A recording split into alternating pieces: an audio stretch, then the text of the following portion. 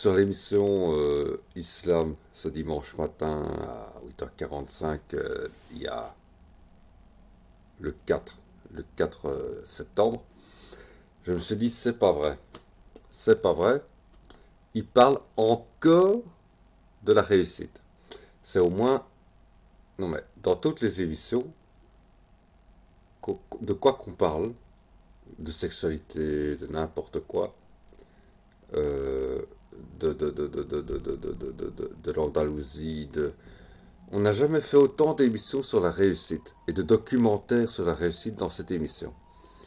En fait, je dirais, il faut pas s'étonner parce que on a l'impression que croire en Dieu amène à la réussite. On le sait depuis le Christ, qui est un prophète reconnu dans le Coran aussi. On sait que croire en Dieu amène plus à la perte qu'à la réussite. Et parce que justement, on est contre le dieu mammon, le dieu de l'argent. Et réussir, c'est quoi? C'est avoir une position sociale, c'est-à-dire sacrifier au dieu de l'argent. Mais je dirais, pour paraphraser je dirais, le fait de ne pas avoir réussi fait que tu n'es esclave de personne, ni de l'argent. N'étant pas esclave de l'argent, tu n'es pas esclave de ta femme, et donc c'est une forme de réussite. Ne pas avoir réussi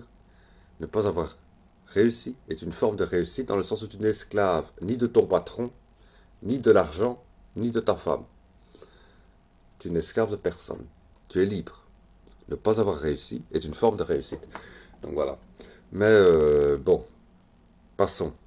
Mais je dis, toutes ces émissions, mais il ne faut pas s'étonner. Alors que dans les bas quartiers, et en Belgique aussi, hein, y compris à Molenbeek, plutôt que de regarder l'émission Islam, les jeunes qui sont dans la loose, dans la déchéance, dans la perte, plutôt que de regarder l'émission Islam, vont fréquenter le nouvel imam de d'à peine 22 ans, autoproclamé imam, et qui a fait la Syrie, qui a fait ceci, qui a fait cela, et qui fera autre chose, hein, et qui les emmène pour faire des conneries dans le monde, c'est-à-dire le djihad et l'islamisme et tout ça. C'est pas étonnant, parce que celui-là, il parle de la loose, alors que sur l'émission Islam, on ne parle pas de la loose. Voilà.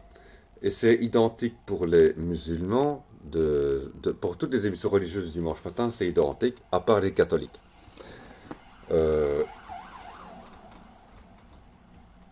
Il n'y a que les catholiques et les médias catholiques qui osent parler de la loose, des perdants, des plus pauvres de cette société, et qui s'adressent à ces plus pauvres de cette société. Il n'y a que les catholiques qui le font.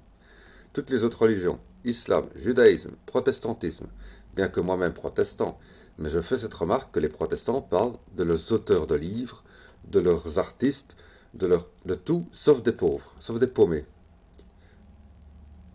Excusez-moi, il y a un problème, il y a un problème.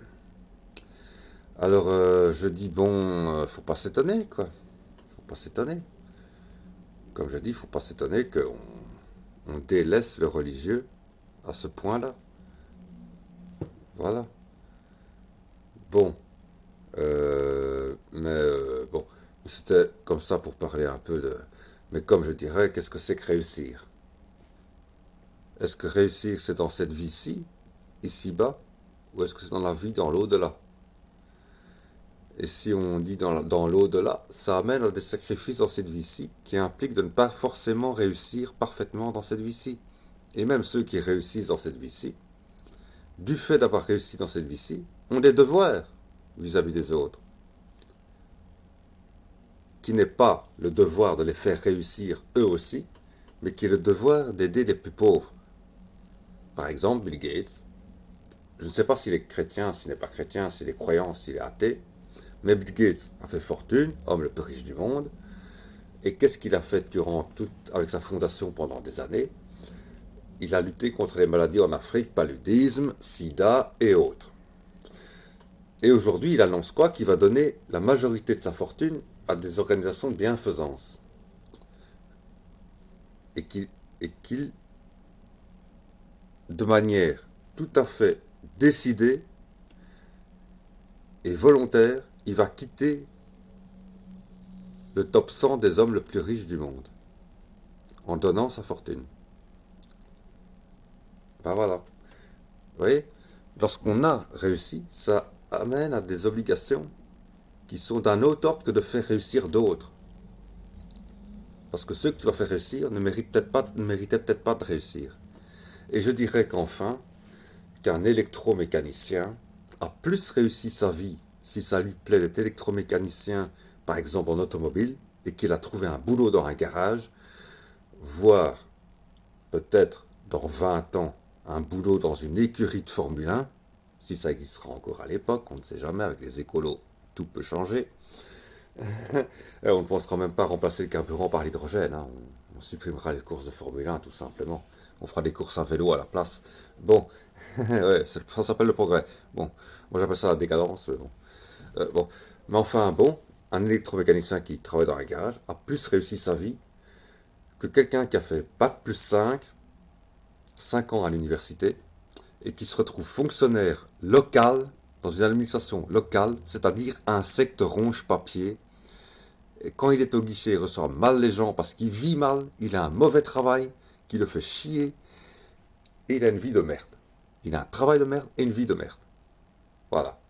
Donc un bête électromécanicien qui a fait le technique professionnel a plus réussi sa vie que celui qui a fait bac plus 5, université, 5 années d'université, et qui se retrouve sombre fonctionnaire dans une administration locale. Voilà, c'est tout bête, mais je crois qu'il fallait le dire.